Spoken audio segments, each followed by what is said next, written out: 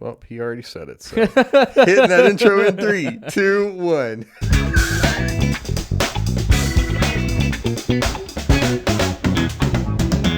What is going on, ladies and gentlemen? Jose here at the First Run By Podcast, accompanied by my boy, Mr. Soss. What is going on, one and all? Welcome to, man, I'm all tangled up over here, to episode 61. Thank you for tuning in. We definitely appreciate it. As you guys can tell, this last week was, we actually put 2 installments out of Riparooskies. Yes, sir. Call it a comeback. Let's go. And if you guys haven't checked it out, please check out our last week's episode, episode 60, the 2024 NFL Draft. I guess it was a recap episode. So definitely check that out if you are interested. We actually have some interesting stuff to talk about. It's been a very weird, strange week for football, especially post-draft. Like, it has just been super strange. Nothing like super huge has occurred, you know? Well, I feel like a bunch of teams are finally not necessarily starting to settle in, but starting to settle in. Right. Not that the draft is gone. People are starting to pick up maybe some free agents here and there. Oh, yeah. Just popcorning what's left. I know you mentioned earlier Tyler Boyd visited with Nashville. He said he's visiting with the Chargers as well. So there's a bunch of teams kind of filling in the roster spots. Right. Getting that 90-day roster ready to go for training camp. Ooh. Super excited for what's to come. Yeah, it's right around the corner. And actually, now that you mention it, it was, man.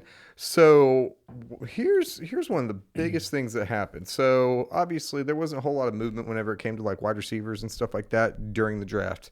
Well, after the draft. Before the draft. There we go. And part of that was just because everybody knew that the wide receiver class was going to be pretty stacked, right? Everybody, seemingly except for the Titans, who still needed some help wide receiver-wise, everybody was picking up all these wide receivers, and it was a very deep class. I mean, you guys even got 2 of them, didn't you? Yep. Yeah, and I actually like both of those guys.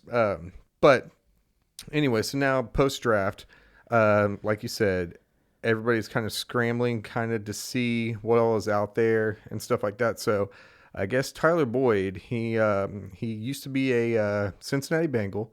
I mean, they still could re-sign him, but I don't really necessarily see that happening.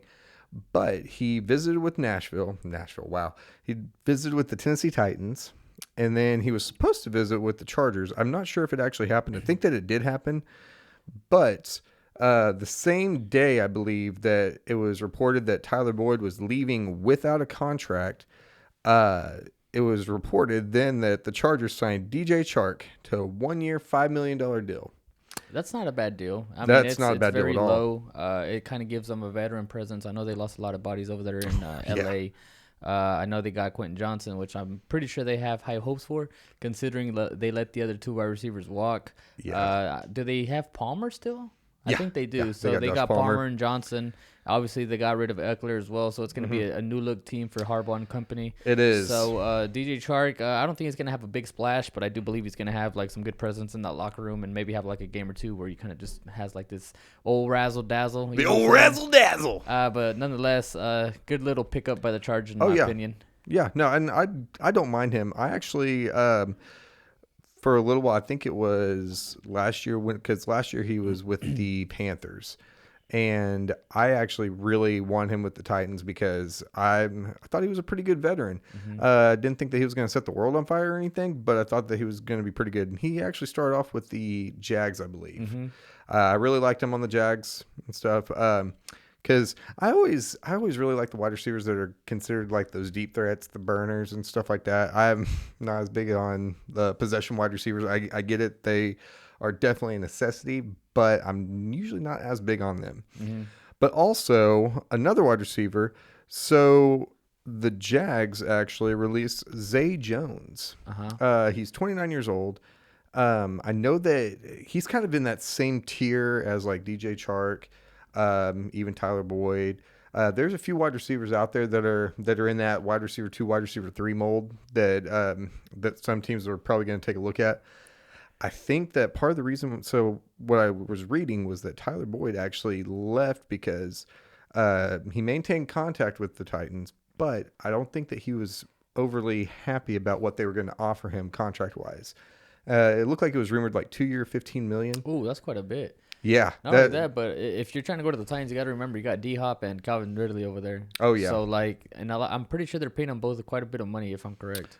Yes, actually, Not a ridiculous amount, but a it's pretty a fair sizable amount. Yeah. So if you're Boyd, I mean, coming from the Bengals, I mean, he was like wide receiver 3 to freaking Chase and who's the other one? And Higgins. So I mean, I don't really think he has like wide receiver 1 upside. I think he's kind of older, like 26, 27, maybe tail end of 20s. Not 100% sure, but I don't really think he deserves a huge contract like that. Maybe if he signs like a 1-year deal, like a $5 million deal, like old dude did for the Chargers to kind of prove himself.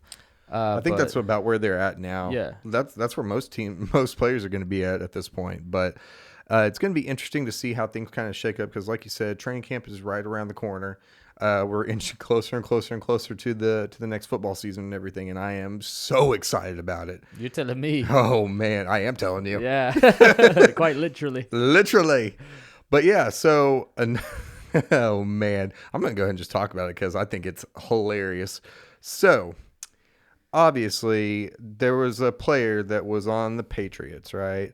I won't say his original team yet, but whenever toward the tail end of the last season, he was actually a pretty good fantasy football pickup. Mm-hmm. He ended up getting quite a bit of carries and everything. He got a few yards.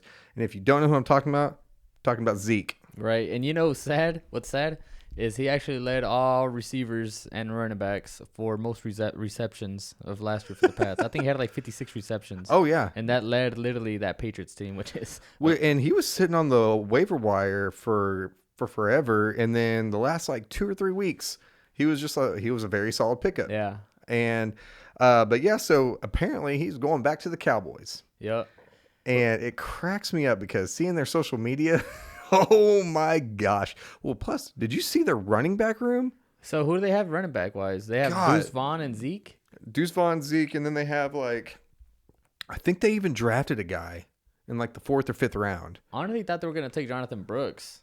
Man, they have so many running backs, So it almost kind of begs the question. Exactly. Yeah. It almost kind of begs the question, like, what in the world are they doing over there in Dallas? Like, you got to get, especially if you believe in Dak, you got to get him some more weapons. Yeah, to your credit, I feel like granted, they do have CeeDee Lamb. Who's their tight end again? Do you remember? He's like Ferguson. Ferguson, yeah. He's up and coming tight end. I like Ferguson a lot. I feel like they're not doing Dak in that offense any justice. They haven't really brought in any like explosive weapons or any good complementary weapons to add to the other side of CD. Mm-hmm. They're not doing them any justice by bringing back in Zeke Elliott. Yeah, he's on a cheap deal, but I mean he's no spring chicken. You know what I'm saying? So I don't know what they're doing down there. I feel like you stole that from me. I might have. I don't know what they're doing down there in Dallas, man. Especially in a division where the Eagles are in, you gotta compete with that talent. Oh yeah, and I don't know. Maybe they saw something in Zeke. Maybe they know the familiarity because it's still the same system that he was accustomed to. Now it's going to be. I think that part of the reason why they also brought him back was because of the fact that you kind of saw how things went whenever he was whenever they were expecting Tony Pollard to carry the load. We found out that Tony Pollard is probably better in a timeshare, so running back by committee. Mm-hmm. You also see how Zeke did in a running back by committee, where they obviously know that he's getting up there in age, so he's not going to be able to carry the load before. They have a lot of young options and stuff. I think that he's going to be a pretty complimentary piece, especially if he can keep on with the success that he had at the end of the season this last season. If he can continue to build upon that, then I think that he's going to be a decent option. I think that he actually, fantasy wise too, I think that he's going to be like one of those late round sleepers in a way. Very bold. Yeah. Very bold statement. And by late round, I mean like Mr. Irrelevant. What in the world? That was weird. What happened? Oh, my camera was just being weird. Oh, okay. It's all good. All right, so moving on. Actually, which one should we talk about? I think this one's the more juicy one. So recently there was a podcast going on, and there were who was being talked to? Jalen Warren, I think, the running back for the Steelers, and they were asking him about like. They were talking about the new kickoff rules and stuff like that. They were asking him how, like, what he thought about it and stuff. And then he dropped that juicy nugget that apparently the special teams coordinator is having Justin Fields returning kicks, or at least entertaining the idea. So is this like, because I kind of like skimmed through like an article like on Facebook or something. Might have been Instagram. I can't remember which one it was, but I didn't really read into it. Right. So is there any more details on this? Is this like confirmed, or is it just like is this like something that's being, like you said, entertained, or what's up with this? Because just don't get me wrong, Justin Fields as a quarterback, he's a good mobile quarterback, right? I wouldn't say he's no Lamar Jackson or anything like that, but he got some wheels on him. But for him to be returning kicks, like what in the world? So NFL.com, they posted a little snippet. Of information. Let's see. It says that the Pittsburgh Steelers are exploring every option to get one of their most gifted players, quarterback Justin Fields, onto the field in 2024. Apparently, that includes special teams. In an appearance on Cam Hayward's Not Just Football podcast, Steelers running back Jalen Warren revealed that special teams coordinator Danny Smith, so we're calling you out, Danny, tossed out the idea of using Fields as a kick returner within the NFL's new kickoff format. The idea is that Fields could be a valuable weapon under the new setup, which prevents players from moving until a returner touches the ball, blah, blah, blah, blah. I think it's pretty good, Warren said. As soon as you touch the ball, blah, blah, blah. Let's see. They don't really say anything. Although NFL.com said this is frankly an insane idea. Yeah, that is pretty crazy because, I mean, assuming that he's... And they have Cordarrelle Patterson. They do? Yeah. What the heck? It says, more realistically, it's woefully negligent. And with the addition of Cordarrelle Patterson to a roster that already include Calvin Austin, there simply isn't a need to even consider throwing a quarterback out there as a returner. Holy shit. Calvin Austin, he's also really good. And Cordarrelle Patterson, he was a return specialist. Dude, he's literally... in Atlanta. He's literally like the modern day... Devin Hester. Yep. So, what the hell? That is literally such a Steelers thing to do. Oh my gosh. Like, I think this is all bullshit and just speculation. Because think about it this way too. I don't know. It seemed there's no way they do that because obviously they're trying to tell you wide receiver 1 is going to be Russell Wilson. If he goes down, obviously you're going to go to Justin Fields. Did you say wide receiver 1? Oh, quarterback 1. I'm sorry. I'm sorry. So it doesn't make any sense for them to throw him into that type of situation. Riparooskies. For them to kind of like ruin their quarterback 2 situation. Oh, it's so bad. There's no way. It's so bad. But if they did do that, I'd feel like that'd be such a Steelers thing to do. It would be, especially since I totally forgot that they signed Cordarrelle Patterson. Yeah, I didn't even know he was on the move. Yeah, they grabbed him because I think it was a huge deal whenever. I don't think we talked about it whenever we were talking about the new kickoff changes. I think we talked about that it would be beneficial to the return specialist, but I don't think we talked about him actually being a big-time return specialist and going to a different team. He was phenomenal in Atlanta. So oh, hell yeah. Especially, was it like 2-3 years ago before like Bijan arrived? Oh, yeah. Yo, my guy had a hell of a year. Absolutely. But yeah, no, I just thought it was weird. Whenever I saw that in passing or heard that in passing, I kind of did a double take. I was like, what? And now even more so after reading that article, I'm just like, Riparooskies. Riparooskies indeed. What in the hell? So with that being said, another kind of crazy thing that happened. We'll only briefly touch on this, but the Seattle Seahawks, I actually saw this on another show, Pat McAfee. I guess apparently they painted over or started the process of painting over like all the murals and stuff that was over there whenever Pete Carroll was a part of the team. Wait, dude, I completely forgot Pete Carroll. You retired. Yeah. Dude, I forgot Bill Belichick, Pete Carroll, Nick Saban. Yeah. There was some talks before that I saw somebody on a message board that said it would be awesome if they started a podcast together. All 3 of them? All 3 of them. Dude. Just think about all the good, juicy nuggets. Yeah. Man, they would do so well.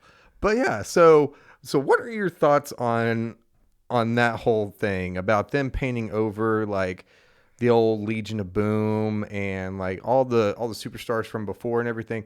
after you give your take, I'll give my take because whenever I was listening to the spot on Pat McAfee, he brought up a couple good points that I don't know if I necessarily agree with them, but I could see that side of it. Well, I can kind of see why they're doing it. It's kind of similar to what they're doing over in New England. Obviously, Right. Bill Belichick isn't there anymore. Apparently, they had like a whole bunch of signage and kind of murals like to what you're saying, do your job. Their old quote under Bill Belichick, and they had a bunch of other like little quotes like that. And apparently, as soon as Mayo became head coach, he kind of got rid of all that stuff and Right. kind of replaced it with some of his. He added his own little razzle dazzle. So, I mean, I get it. You want to not necessarily erase the history and not necessarily forget about what the team before you did, but you want to instill into these guys like, hey, it's a new chapter. Let's write our own history. Right. Let's make new memories. Let's make, history, rewrite history, whatever.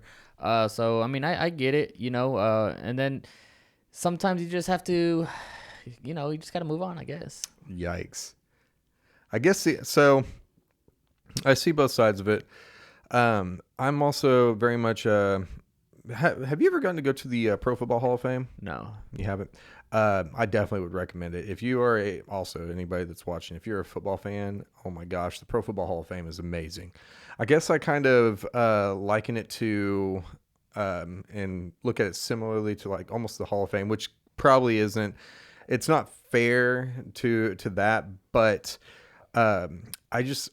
I like being able to see the history of things, and I like to be able to be reminded of the history of things. Like, for instance, obviously everybody knows I'm a Titans fan. Are you? know? Yeah, I'm a Titans I fan. didn't know that. Oh, cool. Holy Well, smokes. holy smokes. Breaking news. But yeah, so one of the things that I've noticed is that the Titans now, they have a lot of signage and a lot of branding that has to do with the Oilers, which is the team that they were before. And I personally think that that's really cool because it's paying homage to the past and where they came from. So it's basically like remembering your roots, I guess. Yeah, for sure. And so, but I also agree that it is a good thing to look toward the future because if you're always looking in the past, then I mean, you're not going to be able to grow. You're not going to be able to learn. You're not going to be able to do different things because everybody's just going to always be referencing the past. And because everybody knows about the Legion of Boom, everybody knows about that nasty, nasty defense that they used to have. It's fallen off quite a bit, but all the players and everything from that regime and from the success that they had, they're all gone.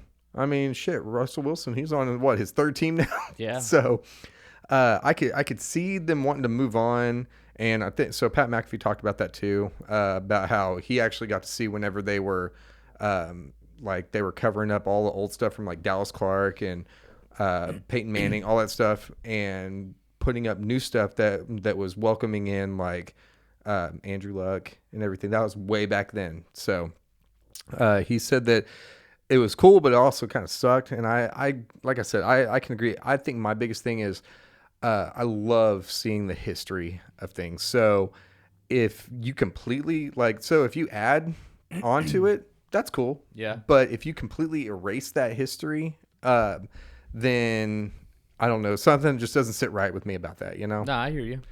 So I'm back and forth on that. I don't know what I would think if like just the whole history of something was just pretty much almost forgotten. But Well, if you think about it, I mean, it's not necessarily being forgotten. It's just we're just replacing a mirror on the wall or signages on the wall. Like I don't think. I mean, I guess that's me just being a boomer. No, I mean, I see where you're coming from. Don't get me wrong, but I mean, we're not forgetting history here. I would hope not. I would absolutely hope not. But yeah, so I did think that was, man, that was kind of crazy. But did you have anything else for our lovely viewers? You don't have any more? No. What? I thought we had some more notes. I did want to talk about something. We didn't write this down, but okay. How about that contract that they gave OBJ down in Miami? First and foremost, why the hell would you sign OBJ? Like, the dude is washed. Like, I think it was like okay, so I 100% agree with you. I don't know if you've seen, but half the internet disagrees with you. Dude, no. He is literally living proof that somebody is living off of their freaking name. Dude, I was about to say something similar. Like, I feel like I'm the only one in the football world that feels like this guy has been overrated since the moment he stepped into the league. Overrated. I said overrated. I never said he was garbage. I said he was overrated. Like, he's never been that wide receiver. I'm okay. I was gonna say he's never been that wide receiver. He has been wide receiver one, but he's never been like that guy. He's never been a Julio Jones. He's never been a Randy Moss. He's never been a Megatron. Right. People are making it seem like he's one of them. Like, you can't put him in that conversation. Yeah, now that one I don't know. I do think that. I think that later on in his career, he's being overrated a bit. Mm-hmm. I think that whenever he first came on the scene and everything. With the ceiling missing? What? I have no... What reference is that? It's a song, bro. Who's it by? I think it's 2 Chainz. Oh. Pull up to the scene with my ceiling missing. Teen, teen, teen, teen, teen, teen. Do I look like I listen to 2 Chainz? Yeah. I appreciate that. No problem. But yeah, so especially since a lot of the things that everybody remembers about OBJ is the catch. Fucking catch. Yeah. So ever since then, like, everybody like made him seem like he was like the next freaking Randy Moss. Yeah, and he is super talented, but I would say that he hasn't been relevant in probably about I would say like... Dude, he hasn't been relevant since he was like years. On the Giants. Yeah. Because after that, he went to the Browns, and then fucking... Who did he have? Johnny Manziel? It wasn't Johnny Manziel. Fucking Baker Mayfield. Baker Mayfield. Millfield. Freaking with Jarvis Landry. I mean, they didn't do much. He might have had like a game or two where he, outshined Landry or whatever. Even Landry was garbage too. And then freaking he went over you thought Landry was garbage? Oh yeah, go check his stats. What? And then freaking where the hell did he go after that? To the Rams, and then he fucking rode that team. He didn't even. Don't get me wrong. Had he played that freaking Super Bowl healthy, he was like on pace to have like a MVP type Super Bowl game before he got injured. And then obviously he won that Super Bowl, and then he went to the Ravens. He didn't do jack shit in the Ravens. He really didn't. Well, he Miami. It was weird too, because whenever I can't remember who went down. Somebody went down, and he actually had 2 or 3 good games. No, I remember that. I think it was like towards the middle / end of that of the Ravens schedule. But nonetheless, man, like, I don't know, bro. Whenever Jarvis Landry came into the league, his first season, 2014, he only had 758 yards. But then his second season, 1,150 yards. Third season, 1,130 yards. Now he didn't get a whole lot of touchdowns. His touchdown rate was trash. And then his last season with Miami, he actually had almost 1,000 yards. He almost hit 1,000 yards in at least 4 or 5. Is that Landry? Yeah. See, that's what I'm saying. Like, both of them, in my opinion, have always been super overrated. I mean, I could kind of say. I wonder who his quarterback was back in the Miami. Was that Tannehill? Yeah, I think it was Tannehill. Yeah, what a garbage quarterback. Riparooskies indeed. But like with OBJ, let me look up his stats real quick. Keep him busy. I don't know. Am I the only OBJ hater out here? Please tell me I'm not the only one. Leave your comments down below. I want to read through some of these, and maybe some of you can convince me otherwise. But I've just never been a big OBJ fan. So I have his stats sitting right here, right? So his first year in the league, 2014, with the Jets. Wow, with the Giants, 1,300 yards, 12 touchdowns. Okay, rookie year, right? Rookie year. Okay. His second year, 1,450 yards with 13 touchdowns. And this was with Eli. That was with Eli. His third year in the league, 1,360. So he started off with at least 3 1,300-yard seasons. Okay, my guy started off on a historic pace. And at least 10 touchdowns each time. He had a down year in 2017. I'm guessing he was injured. And because he only had 25 receptions. And in 2018, his last year with the Giants, he had a little over 1,000 and 6 touchdowns. And then, of course, that's whenever it started going downhill. I think he's been battling injuries a lot too, though. So, would I say I will agree that. See, that's what I mean right there. Like, at least the last 4 years. His first 4 years were pretty good. Like, they were pretty good. They weren't exceptional. I mean, as a rookie, he had a pretty damn good year, I would say. But other than that, dude, and I know he's been riddled with injuries. What would you think would be exceptional in your first three? You don't think that 1,300 yards receiving is exceptional in your first few years? Yeah, that's good, but what do I always preach when I talk about star Consistency? players? Consistency. Look at Mike Evans. Mike Evans is a Hall of Famer. He's Super Bowl champion. You cannot put OBJ in the same realm. Oh, That you talk absolutely about not, Mike Evans. because OBJ has gotten injured. Regardless of the situation, I'm tired of the overhyped with OBJ. Oh my lord, that is a hot take if I've ever heard one. I would say. Now I mean Mike Evans, golly, that dude, he is probably the most underrated. The way they talk about OBJ is the way that Mike Evans' stats look like. Yeah, no, I can agree with that. I will say I do think that he has been like his first few years in the league, with the exception of the injury and stuff, he was definitely elite in Right. my opinion. Yeah, for sure. He had a good, I think the first 3 years, and then you said he got injured possibly. Yeah, he did well for sure. I'm not discrediting that. But he can't stay healthy. If he stayed healthy, he would have some juice. I don't even think that he has any juice left, to be honest, because but it is very, very, very funny to me to sit there and see all the stuff. I'm sure you probably heard about the whole like Tyreek talking about how it's going to get nasty or dirty or something like that. I'm not sure what his actual words were, but he was hyping up that signing. Wait, to what signing again? Tyreek was hyping up the OBJ signing. Was he really? I didn't see that. Oh yeah. Oh yeah. Well, I don't know. I don't think he's gonna do anything major. He's probably just gonna. I was gonna say he's probably gonna be a decoy, but I don't even think then he's gonna be a decoy. I mean, you got Waddle and freaking Tyreek, and that backfield with Mostert. Oh and, yeah. Fucking what the hell's the other guy's name? The other running back. Um. Achan. Achan. I think they actually drafted another running back too. I'm pretty sure. Did they? Which I was kind of shocked Oh, about. that I is was like, weird. What the freak? They don't need any more running backs. Well, I guess they do tend to get injured quite often, the running back position. So I guess I can see it. But what in the world did he? I can't find it. But yeah, no, he was talking about how awesome it was going to be. I mean, but if you look at the way that the scope is in the NFL now, oh my gosh, man.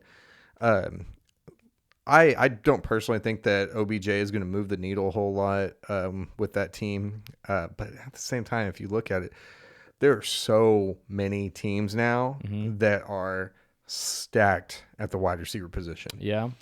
They are absolutely stacked. And so do I actually think that OBJ is going to do any good on that team? Nah, not really. I think that Tua has so many weapons to feed that I don't think that, because if you think about it, you got do they still have Mike Gesicki?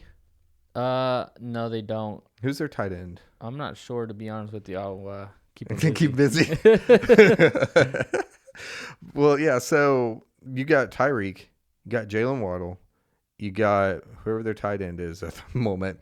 You've got Mostert, right? And then you got Achan. Yep. So that's at least 4, potentially 5 receiving options before you even get to, because he's going to be wide receiver 3 in that offense. So, and you already know that they're going to be feeding the running backs because they love to use the running backs over there. Durham Smith is your tight end. Just kidding. So I guess he's going to be the 4th or 5th receiving option. But they have too many weapons over there. I say too many. They have too many weapons for OBJ to be effective, in my opinion. Yeah. So I don't mind the signing, but like you said, I think my biggest issue is just the fact that everybody was just hyping it up like, might as well just go ahead and give the Dolphins the Super Bowl. Hell nah. So I mean, as much as I hate the overhyping on Odell, I feel like the signing itself wasn't bad just because it was on a cheap deal. Oh yeah. So no, 100%. obviously the running back position, I mean, you're prone to injuries as well there. So if you bring him on a cheap deal, then I mean, heck, why not? Good veteran presence. But as far as his play, nah. Yeah. you feel me? Yeah, no, he's got a lot to prove because he definitely is not that superstar that he used to be. Yeah, like fucking 8 years ago. 8 years ago, yeah. No, I think he actually has been in the league for like 10 years. Is it 10 years? You said 2014, didn't you? When he was 2014. drafted? Yeah. Damn, it's already been. Oh man, time flies when you're Having fun. Riparooskies. Riparooskies indeed. All right. Jose, do you have anything else? That was a good talking point. I like that one. Yeah. I don't know why I forgot about that one. Yeah, there's another one. Travis Kelce obviously got an extension with the Chiefs, which obviously we all know, that's well deserved. I don't know the exact details, but what I do know, 2 year, $35 million. Is that it? Mm-hmm. The most important part of that is that you get your main centerpiece back on that offense. Obviously, Patrick Mahomes and Travis Kelce, they're like this. Super excited for him and that team. I see a three-peat coming. Same. Sadly. Dude. Sadly. Who's going to dethrone these cats, man? The Patriots? Go Pats. They also they lost Snead, so that defense might be a little bit weaker than what it was. But man, that offense, because Hollywood Brown too. Hollywood Brown, freaking Worthy. How is nobody talking about them like having similar speed as the Dolphins? That's true. Like how is nobody talking about that? Yeah, that's true. That's super weird, but. Man, it is definitely well deserved though. Travis Kelce is an absolute beast, 100% a first ballot Hall of Famer. Whenever he does hang it up, it's gonna take him through. I think he's like 35, 36 now. I'm not too sure. I think he's about 35. Yeah. So my guess is that probably after this contract, probably after this contract, he's probably gonna end up retiring at some point. Yeah, he's 34. Oh, 34. Yeah. So it's gonna take him. Oh, it's gonna take him to 36. So, I don't know. I don't even think that he's probably even thinking about retirement. Oh, he's still playing elite football right now. He is. He's very much so, and he's a centerpiece on probably the best team in the world. So, man, the rich get richer. Riparooskies indeed. But anyway, so you guys let us know what your thoughts are on all these amazing hot topics. This actually turned out to be pretty eventful. Please tell me I ain't tripping about OBJ. Drop down some comments. Or please tell me that I am correct, because we already know that I am. I mean, obviously, right? Riparooskies indeed. Thank you guys for tuning in. Please be on the lookout for our next Riparooskies episode on Wednesday and on Friday. We love to bring these to you. Please, like I said before, drop down in the comment section, talk to us. We like to talk to you guys. Absolutely. As long as we keep getting support, we'll keep them coming. Even if we don't keep getting support, we'll still keep them coming. Still keep them coming. We're getting closer to football. We love it.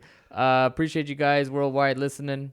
Tune in on YouTube if you're on the streaming services. If you're on YouTube, check us out on the streaming services. Absolutely. And like I said, if you have not checked it out yet, please check out our last two Riparooskies and our last podcast episode, please. That being said, we will see you guys on Wednesday. Peace.